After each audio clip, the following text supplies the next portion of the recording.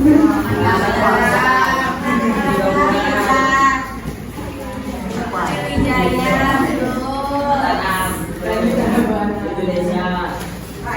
dong. Nah, kalau kerajaan Islam, ada tahu kerajaan Islam? Tahu. Kerajaan. Ada kerajaan Samudra Pasai. Ya, gara-gara Samudra Pasai. Terus ada kerajaan Demak ada. Terus sekarang kita masuki perkembangan agama dan budaya Islam di Indonesia. Kan sebelum lahirnya kerajaan Islam yang masuk duluan ke Indonesia apa? Agama apa? Hindu. Buddha. Apa tidak?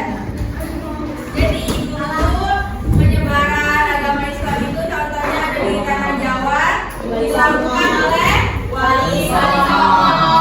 Wali Songo itu apa? Daerah Indonesia. Ya, ada berapa orangnya? Bisa.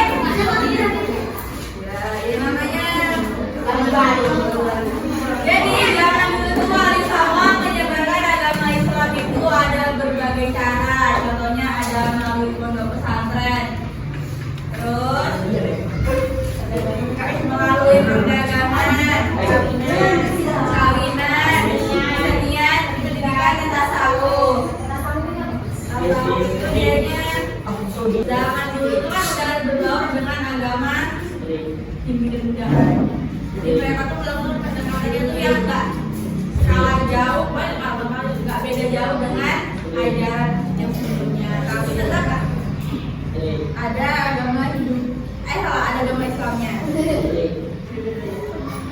Terus kenapa agama Islam mudah diterima di Indonesia?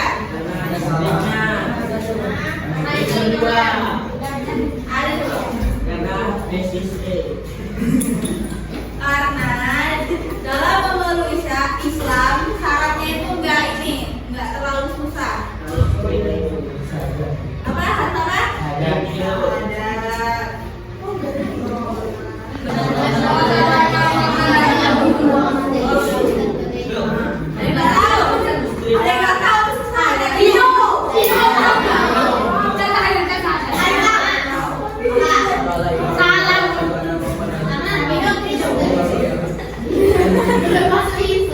Terus yang kedua yaitu memiliki upacara-upacara keagamaan yang sederhana, contohnya yang kayak Muharram, terus memiliki Maulid,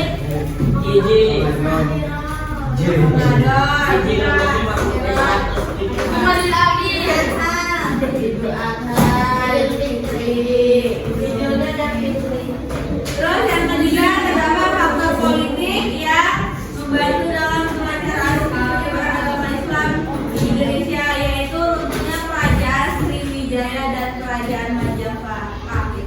Orang memiliki status yang sama di hadapan Allah. Kalau di agama Hindu Buddha itu ada katanya, ada kasta Brahmana, Ksatria, Waisya, dan Sudra. Kalau misalkan gak ada kan? Habis itu agama Buddha. Terus yang kelima,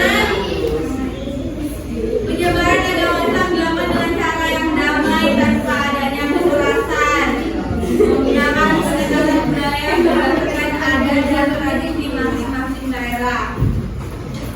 Jadi kalau mereka itu dulu penyebaran agama Islam itu tidak dengan dipaksa, kayak harus diberi. Mereka lo kayak mereka damai caranya. Misalnya kayak kamu diancam kalau kamu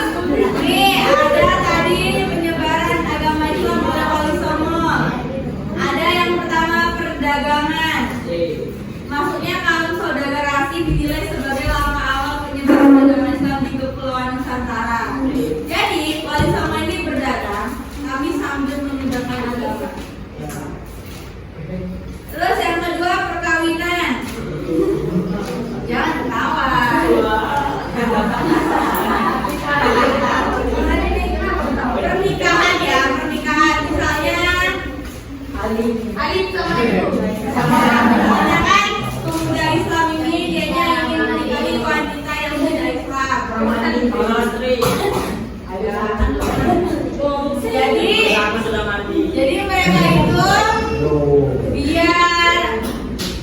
biar mengembangkan film itu dengan cara mengadakan pernikahan. Misalnya ya ribalia nikah sama orang yang agama. Ya berarti adanya menuntut calon istrinya lo kayak si Febian loh. Jadi kita belajar tentang pemanfaatan sumber daya alam. Pemanfaatan sumber daya alam. Sumber daya alam apa? Satu jawab. Sumber daya alam.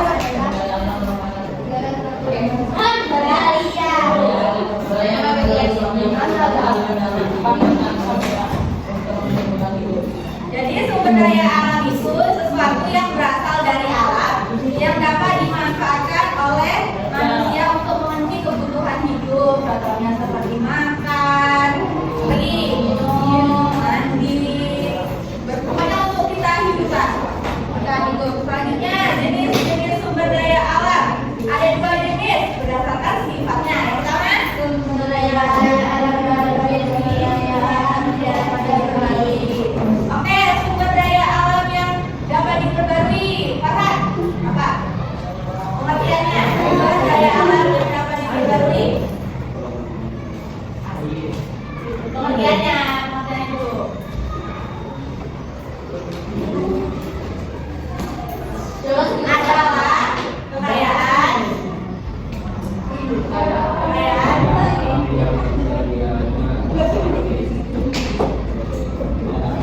Dapat tersedia kembali. Jadi itu dianya tidak magis sih, tapi dia disediakan oleh alam. Contohnya air. Gak mungkin manusia menciptakan air kan? Terus ada udara. Gak mungkin kita menciptakan udara. Ada juga sinar matahari itu juga termasuk sumber daya alam ya, tidak perlu diperbarui. Terus ada tanah. Terus ada beberapa itu contohnya hutan. Hutan itu dapat dimanfaatkan sebagai paru-paru dunia. Kenapa coba? Apa coba yang keras? Ayo, itu kan tadi kita disuruh. Ayolah, jangan malu. Ada yang ini ya, yang dikerasin. Enggak kan? Jadi suka. Enggak. Jadi hutan itu sebagai paru-paru dunia karena dalam hutan lah kita bisa hutan kayak memproduksi oksigen, dia menyerap racun membuatkan oksigen. Jadi kalau nggak ada hutan nggak ada oksigen. Jadi jagalah hutan, jangan buang sampah juga, jangan tebang pohon. Terus ada cerita lain dengan berita tentang kebakaran. Kemarin ya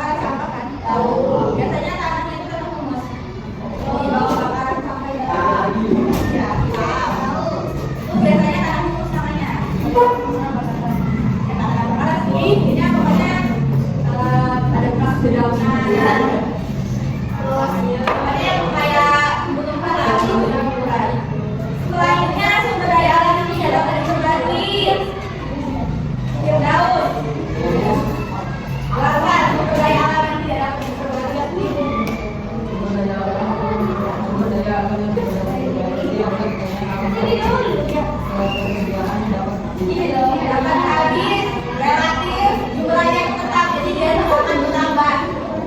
Contohnya apa?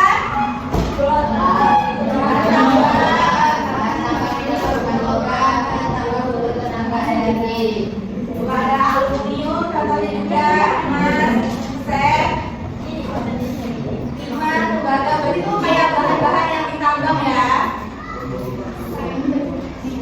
Terus ada pemanfaatan sumber daya alam. Contoh kita memanfaatkan sumber daya alam untuk menjaganya. Gimana cara kita menjaga sumber daya alam? Dan tidak hanya sumber daya alamnya. Jangan dilomba kayak kita nggak ini air, kita nggak air kita suka-suka ada lama berjam-jam, nggak boleh ya. Dan sekarang kita main game.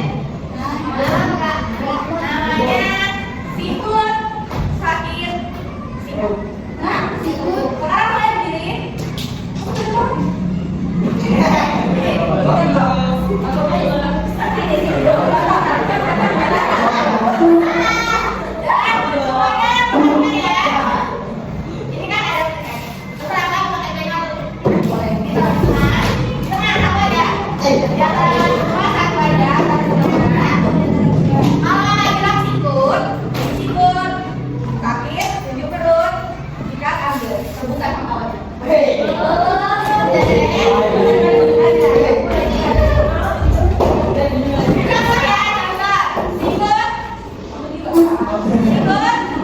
Sakit,